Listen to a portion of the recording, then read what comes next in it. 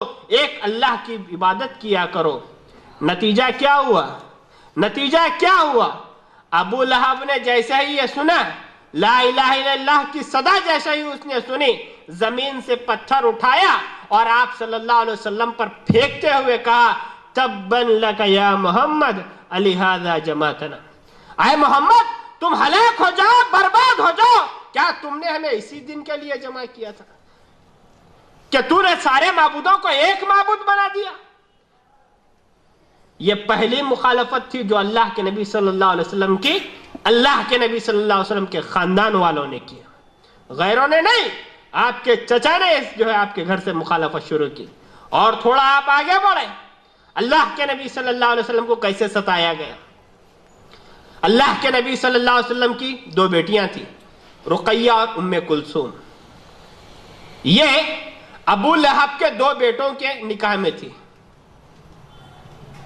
2 بیٹوں کے نکاح میں تھی. نکاح تو ہو گیا تھا لیکن بدائی نہیں ہوئی تھی. جیسے ہی ابو لہب نے دیکھا کہ محمد صلی اللہ علیہ وسلم توحید کی دعوت دے رہے ہیں، ہمارے معبودوں کو بیوقوف بنا رہے ہیں، تو اس نے کہا کہ بیٹو محمد کو بات بات پہ تکلیف دو. اب تکلیف تم کو یہ دینا ہے کہ محمد کی بیٹیوں کو طلاق دے دو، طلاق دے دو. چنانچہ بیٹوں نے باپ کی تعمیل کی، اللہ کے نبی صلی اللہ علیہ وسلم کی بیٹیوں کو طلاق دی. اور بڑے بیٹے نے اتنی ذلیل حرکت کی کہ اس نے اللہ کے نبی صلی اللہ علیہ وسلم کو رستے میں آتے ہوئے دیکھا تو اس نے آپ پر تھوکا، لیکن اللہ نے وہ تھوک آپ پر گرنے نہیں دیا، بیچ میں ہی گرا دیا. اللہ کے نبی صلی اللہ علیہ وسلم کو بڑی تکلیف ہوئی کہ بڑا عجیب داماد ہے، مجھے بھی ستاتا ہے، میری بیٹیوں کو بھی تکلیف دیتا ہے. اللہ کے نبی صلی اللہ علیہ وسلم نے اس کے حق میں بد دعا کیا، فرمایا اللہم سلط علیہ کلبا من کلابک، اے اللہ تو اپنے کتوں میں سے ایک کتا اس پر مسلط فرما دے. نتیجہ کیا ہوا؟ ایک مرتبہ وہ شام کے سفر پر گیا ہوا تھا، جیسے ہی ڈیرا ڈال کر وہ سویا تو اپنے ساتھیوں کو بلایا کہ دیکھو محمد بڑا سچا آدمی ہے، جو وہ کہتا ہے ہو کے رہتا ہے. محمد نے مجھے بد دعا دی ہے، وہ مجھے پہنچ کر رہے گی، لہذا تم لوگ اطراف میں سونا، میں بیچ میں سوتا ہوں، تاکہ کوئی جانور آ جائے تو تم اس سے مقابلہ کر سکو. اللہ تعالیٰ نے ایک درندے کو بھیجا جو اس کے ڈیرے میں آیا، منہ دبا کر لے جا کر چیر پھاڑ کر اس کو ختم کر دیا. ابو لہب نے اللہ کے نبی صلی اللہ علیہ وسلم کے حق میں بد دعا دی تھی. کیا کہا تھا؟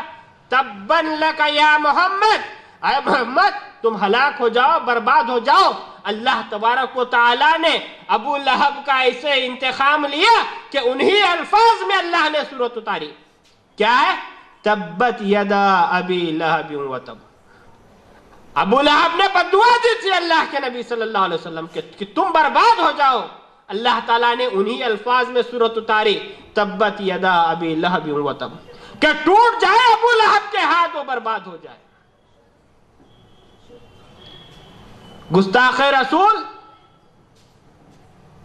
اس دھرتی پہ رہنے کے لائق نہیں ہے. گستاخ مقابلہ ہمیں کرنا ہے. اگر آج پیپروں کے اندر کارٹون شائع کیے جاتے ہیں، ہم واویلا کرتے ہیں تو واویلا کرنے سے کچھ نہیں ہوگا، عملی اقدام کرنے کی ضرورت ہے. آج گستاخ رسول سے بڑے گستاخ کون ہے؟ قادیانی ہے. پیپرز میں کارٹون دینے والے اتنے بڑے گستاخ نہیں ہیں. اصل گستاخ، اصل جو ہے دہشت گرد کوئی ہے تو وہ قادیانیت کا ٹولہ ہے. آج ہماری صفوں کے اندر عبداللہ عبد الرحمن کے لوگ ضرور ملیں گے، لیکن آپ ان کو کھنگال کر دیکھیں، یا تو وہ منکر حدیث ہوں گے یا پھر قادیانی وہ ہوں گے. ان کا مقابلے کرنے کے لیے اپنے آپ کو تیار کرو. حضرت عمر بن حضرت ابوبکر رضی اللہ عنہ کے دور میں جب لوگوں نے نبوت کا دعویٰ کیا تو حضرت ابوبکر رضی اللہ عنہ نے اعلان فرمایا کہ دیکھو محمد رسول اللہ صلی اللہ علیہ وسلم کی رسالت پر جو ہے ڈاکے ڈالے جا رہے ہیں، آپ کی رسالت کو کھینچنے کی کوشش کی جا رہی ہے.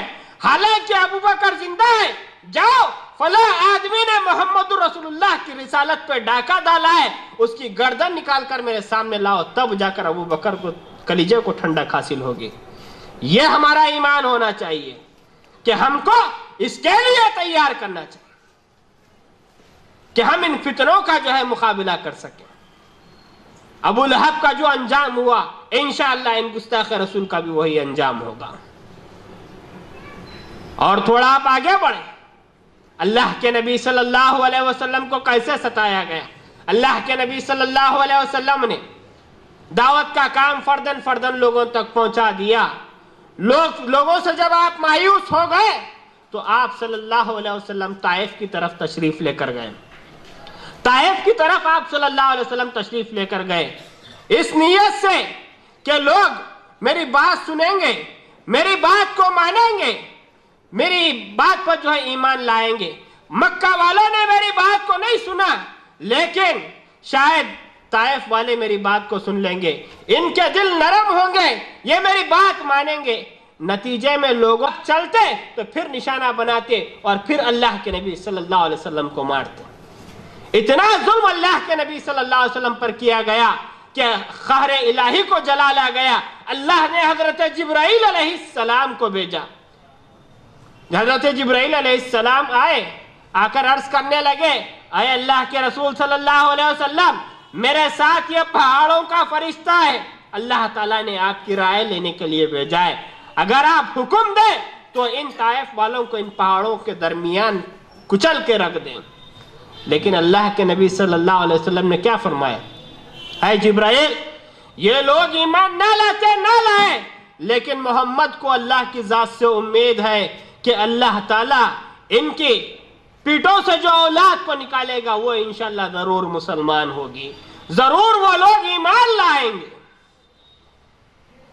یہ دعوت کی راہ بڑی پرخطر راہ ہے، بڑی صبر کی راہ ہے۔ اس راہ کے اندر اپنے لوگ ہمیں ستائیں گے، اپنے لوگ ہمیں تانا دیں گے، اپنے لوگ ہماری مخالفت کرنے کے لیے دوسرے پروگرام کریں گے۔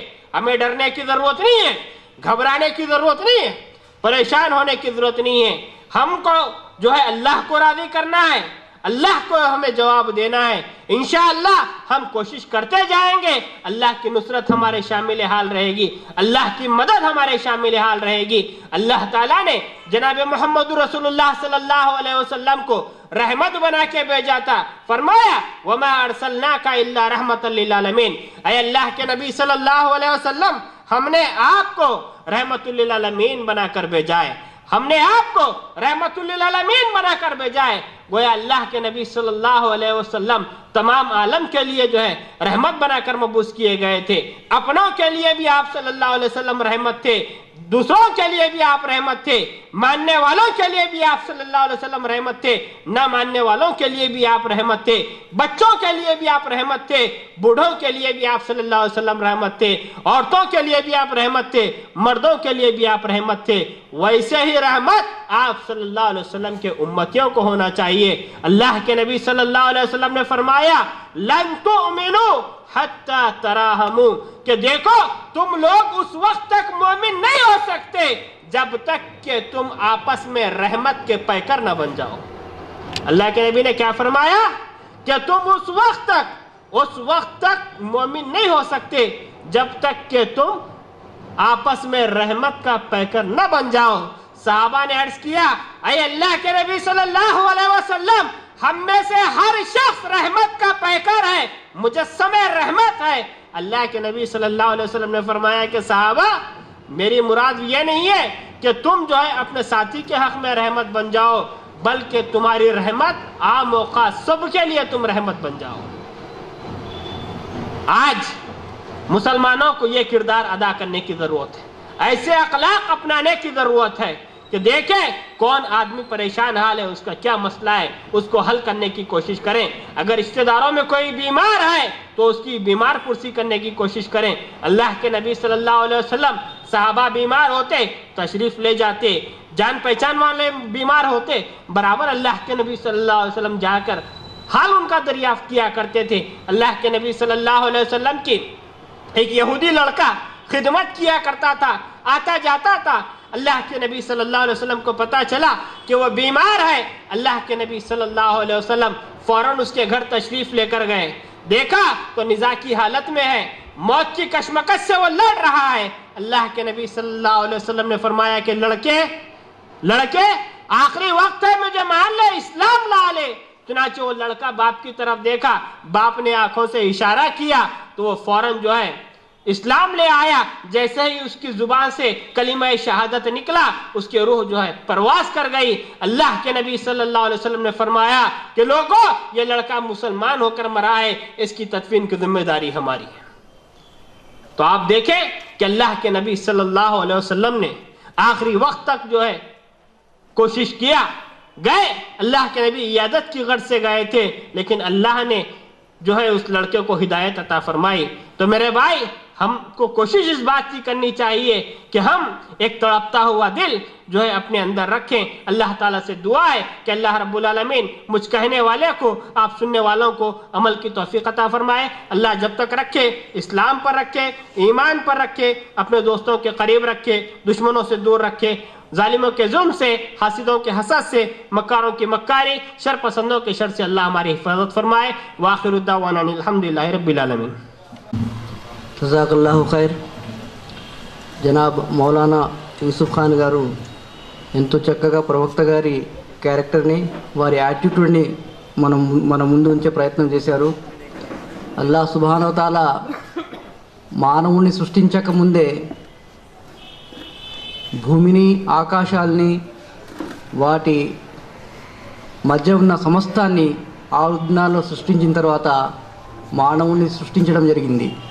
అంటే భూమిలో మానవుని మనుగడకు కావాల్సిన అన్ని విషయాలను సృష్టించిన తర్వాత మొట్టమొదటి మానవుడు ఆదం అలైహిస్సలాంని సృష్టించడం జరిగింది. ఆదం అలైహిస్సలాం వీపు నుంచి భూమి మీద పుట్టబోయే చిట్ట చివరి మానవుని ఆత్మ వరకు కూడా ఒకేసారి సృష్టించడం జరిగింది. వారందరినీ బయటికి వెలికి తీసి వారి అందరి ముందు అల్లాహ్ తాలా అలస్తు ప్రమాణం తీసుకున్నాడు. ఏమని? మీ అందరి ప్రభువు నేను కాదా అని ఆత్మలతో అడిగాడు. అప్పుడు అన్ని ఆత్మలు, ఈ భూమి మీద వచ్చినవి, ఇప్పుడు ప్రస్తుతం ఉన్నవి, రాబోయే అన్ని ఆత్మలు అల్లాహ్ ముందు సాక్ష్యం ఇచ్చాయి. ఎందుకు కాదు ప్రభువా, నిశ్చయంగా మీరే మా ప్రభువు అని. ఈ అలస్తు ప్రమాణాన్ని గుర్తు చేయడానికే ప్రతి జాతిలోనూ అల్లాహ్ సుబ్హానహు వ తఆలా ప్రవక్తల్ని ప్రభవిస్తూ వచ్చారు. ఈ ప్రవక్తలందరూ చెప్పిన బేసిక్ అంశం ఏంటంటే అల్లాహ్ ఒక్కడే, అతన్నే ఆరాధించాలి. అయితే ప్రతి జాతిలోని ప్రతి ప్రవక్త చెప్పిన అంశం ఇదొక్కటే. అంటే ఆ జాతి ప్రజలు అల్లాహనే ఆరాధిస్తూ ఆ ప్రవక్తల అడుగు జాడల్లో నడుస్తూ ఉండాలి. అందరి ప్రవక్తలు, అంతమంది ప్రవక్తలు, వారికి ఒక రిస్ట్రిక్టెడ్ పీరియడ్, ఒక రిస్ట్రిక్టెడ్ ఏరియా ఉండేది. కానీ మన చిట్ట చివరి ప్రవక్త అయిన ముహమ్మద్ సల్లల్లాహు అలైహి వసల్లం గారికి రిస్ట్రిక్షన్స్ లేదు. ప్రపంచానికి కారుణ్యంగా పంపించబడ్డారు. ప్రపంచానికి మొత్తానిగా దైవ ప్రవక్తగా చేసి పంపబడ్డారు. వారు ఆస్ట్రేలియన్ వాళ్ళైనా, ఇంగ్లాండ్ వారైనా, సౌదీ వారైనా, పాకిస్తాన్ వారైనా, భారతీయులైనా, పొట్టివాడైనా, పొడుగువాడైనా, నల్లవాడైనా, తెల్లవాడైనా సరే, ఎవరైనా సరే విధిగా అల్లాహనే ఆరాధించాలి. మన కోసం వచ్చిన చిట్ట చివరి గ్రంథం ఖురాన్నే పారాయణం చేసి తదనుగుణంగా మన జీవితాన్ని గడపాలి. ప్రవక్త ముహమ్మద్ సల్లల్లాహు అలైహి వసల్లం గారినే మనం అనుసరించాలి. ఇలా చేస్తే తప్ప మనకు మోక్ష మార్గం కానీ స్వర్గం కానీ ప్రాప్తించదు. మన సృష్టికర్త అయిన అల్లాహ్ సుబ్హానహు వ తఆలాని మనం చూడాలని ఎవరికి ఉండదా? మనం అల్లాహ్ తాలాని చూడాలంటే, మన సృష్టికర్త, మన ప్రభు అయిన అల్లాహని మనం స్వర్గంలో చూడాలంటే విధిగా మనం అల్లాహనే ఆరాధించాలి. ప్రవక్త ముహమ్మద్ సల్లల్లాహు అలైహి వసల్లం గారి అడుగు జాడల్లోనే నడవాలి. మనిషి జీవితాన్ని సృష్టించే ప్రతి కోణాన్ని ఖురాన్ ఆవిష్కరిస్తుంది. ఇంతటి స్వచ్ఛ